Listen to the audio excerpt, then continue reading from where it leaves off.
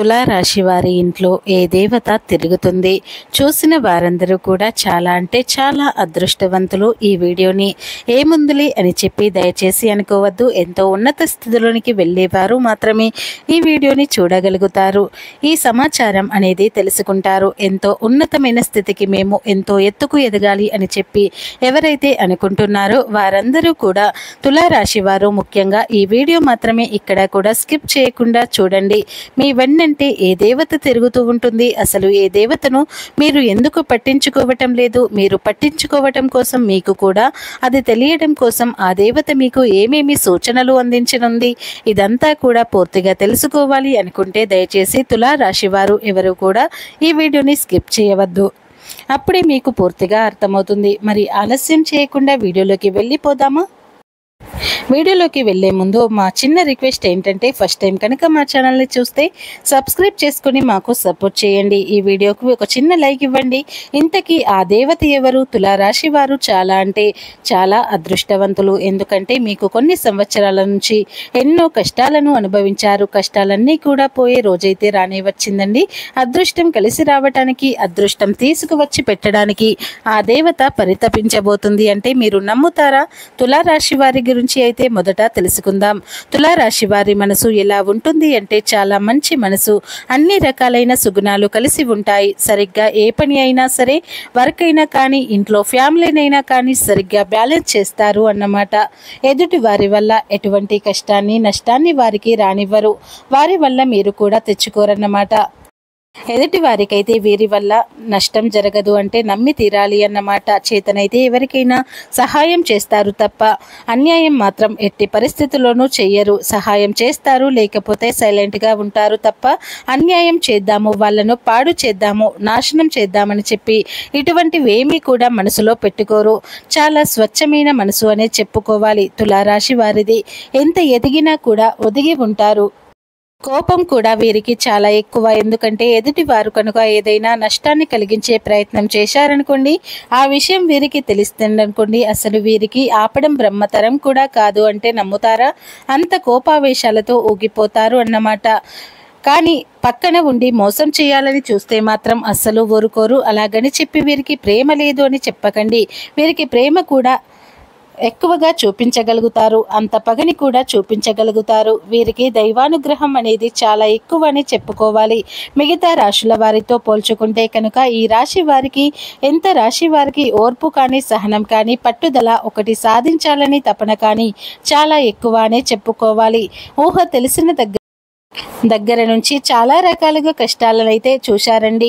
ప్రతి కష్టం నుంచి ఏదో ఒక గుణపాఠం నేర్చుకున్నారు. ప్రతి గుణపాఠాన్ని ఆధారంగా చేసుకుని ఒక్కొక్క మెట్టు జీవితంలో ఎదుగుతూ వచ్చారు. వీరి యొక్క మృదు స్వభావం కానీ, యొక్క మాట తీరు కానీ ఆకర్షణీయంగా ఉంటుంది. ఎదుటి ఇట్టే ఆకట్టుకునే మాట తీరు అనేది వీరికి గొప్ప లక్షణం అనే చెప్పుకోవచ్చు. రీసెంట్గా అంటే ఇప్పుడున్న ఈ కొత్త సంవత్సరం 2025వ సంవత్సరం వచ్చిన తర్వాత కొన్ని ప్రమాదాల నుంచి, కష్టాల నుంచి, నష్టాల నుంచి, వ్యాపార పరంగా కానీ, వాహనాల పరంగా కానీ చూసుకున్నా, వృత్తి ఉద్యోగ పరంగా చూసుకున్నా కానీ కొన్ని నష్టాలు అనేవి వీరు పొందారు. ఆ నష్టం అనేది గడప దాకా వచ్చి ఇంట్లోకి రాకుండా వెళ్ళిపోయింది. దానికి కారణం ఏంటి అంటే కనుక కేవలం ఆ దేవత అని చెప్పుకోవాలి.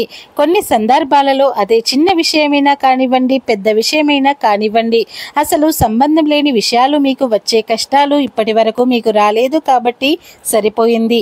ఒకవేళ వచ్చి ఉంటే కనుక వాటిని గుక్క తిప్పుకోలేము అంటారు కదా. అలాంటి కష్టాలు పడాల్సి వచ్చినప్పటికీ కూడా ఆ దేవత మిమ్మల్ని తప్పించేసింది అనే చెప్పుకోవాలి. ఎంతో నష్టపోవాల్సిన పరిస్థితి. కానీ ఆ దేవత మీరు బయటకు వెళ్ళినా, ఇంట్లోకి వెళ్ళినా, ఎటు వెళ్ళినా కూడా మిమ్మల్ని వదలకుండా పట్టుకొని తిరుగుతుంది. ఇంతకీ ఆ దేవత ఎవరు అని చెప్పి అనుకుంటున్నారా? ఆ దేవత ఎవరో తెలిస్తే నిజంగా తులారాశి వారు ఆశ్చర్యపోతారు, కంటతడి పెట్టుకుంటారు. ఎందుకు ఇలా చెప్పాల్సి వస్తుంది అంటే కనుక ఆ దేవతని మరిచిపోయినందుకు కంటతడి పెట్టుకుంటారు. మరి మీరు మరిచినా కానీ ఆ దేవత మిమ్మల్ని వదిలి వెళ్లకుండా మీ వెన్నంటే ఉండి మీ ఇంట్లోనే తిరుగుతూ మిమ్మల్ని కాపాడుతున్నందుకు కంటతడి పెట్టుకుంటారు అన్నమాట. ఎందుకంటే ఆ దేవత మీ కులదేవత.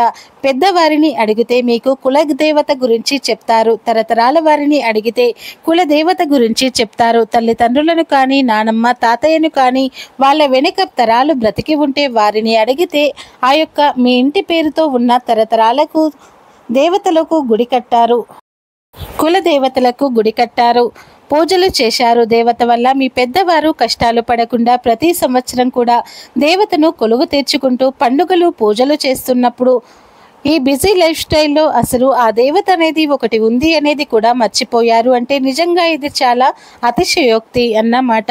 ఎందుకంటే ఇప్పటికైనా కానీ మీరు మర్చిపోయినా కానీ నా బిడ్డలు నాకు కష్టాలు పడకూడదు, నా బిడ్డలు బాధపడకూడదు, పట్టిందల్లా బంగారం కావాలి, మర్చిపోయినా ఒక తల్లి స్థానంలో నేను నా బిడ్డల్ని మర్చిపోకూడదు, నా బిడ్డలను వదిలిపోకూడదు అని చెప్పి ఆ దేవతే మీకు గుర్తు చేయటానికి స్వయంగా కదిలి వచ్చింది. ఎటువంటి కష్టాలు రాకుండా చేయటానికి, ఎటువంటి నష్టాలు రాకుండా చేయటానికి స్వయంగా ఆ దేవతే అడుగుపెట్టింది. నిజంగా తులారాశి వారు అయితే మాత్రం చాలా అదృష్టవంతులు. ఎందుకంటే సాక్షాత్తు అమ్మవారే మిమ్మల్ని కాపాడుకోవటానికి వచ్చింది అంటే ఇంకా అంతకంటే అదృష్టం ఏం కావాలి చెప్పండి. కానీ ఇప్పుడు మీరు ఆ దేవతను ఎందుకు వదిలేశారో తెలియదు, కానీ కొన్ని కారణాలు మీ బిజీ లైఫ్ స్టైల్, ఉద్యోగాలకు వెళ్ళడం, బిజీ లైఫ్ స్టైల్లో ఒక దేవుణ్ణి నమస్కరించుకుందామన్న తీరిక లేని పరిస్థితిలో చాలామంది ఉన్నారు. కొంతమంది ఇతర దేశాల్లో స్థిరపడిన వారు, అమ్మవారి పేరు కూడా తెలియని వారు చాలామంది ఉన్నారు. కనుక వెంటనే ఫోన్ చేయండి, మీ పెద్దవారికి ఫోన్ చేసి ఆ దేవత ఎవరు అని చెప్పి కనుక్కోండి.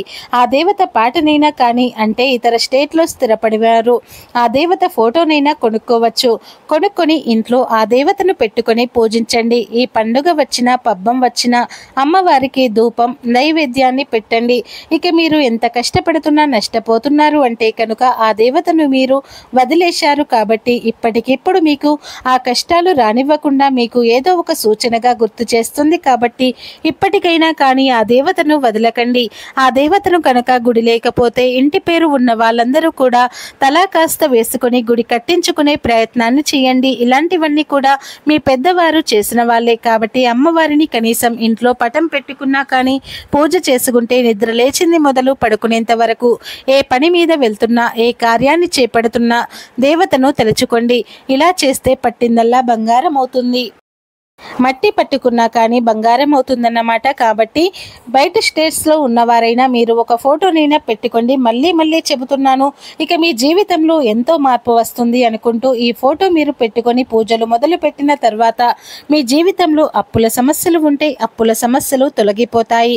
చాలామందికి కూడా పితృ రుణాలు ఉంటాయి, పితృదోషాలు ఉంటాయి, వెనకటి తరాల నుంచి ఉన్న శాపాలు ఉంటాయి, పెద్ద శాపాలు ఉంటాయి, డబ్బుకు సంబంధించిన సమస్యలు ఉంటాయి.